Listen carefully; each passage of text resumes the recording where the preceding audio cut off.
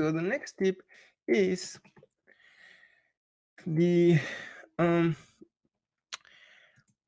changing the keyboard shortcuts for commands. Yes. So let me show you. Over here, if I want to select some of my multi-leaders, I would like to use the select similar command for that.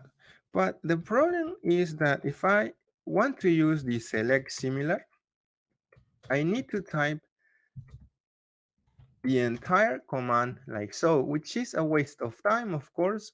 I want a simple keyboard shortcut for this select similar, right? So how can we do that?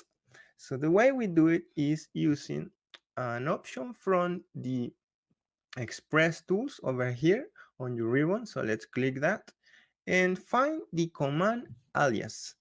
So let's click and open the command alias to assign a keyboard shortcut to the select similar command.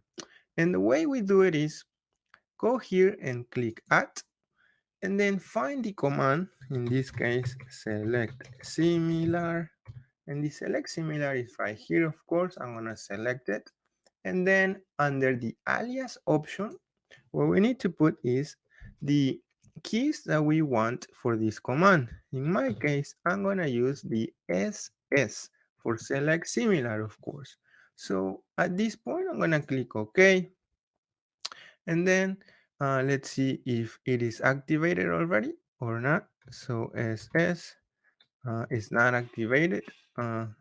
So you can see over here that for some reason the command aliases dialog box went away, but don't worry, it's right here at the bottom. So let's simply click on it to activate it again. So at this point, you can simply click apply and then say yes and okay.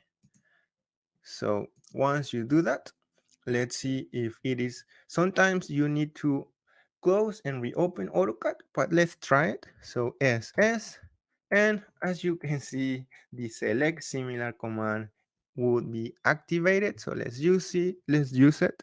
SS and press enter like so to select all of my multi-leader commands.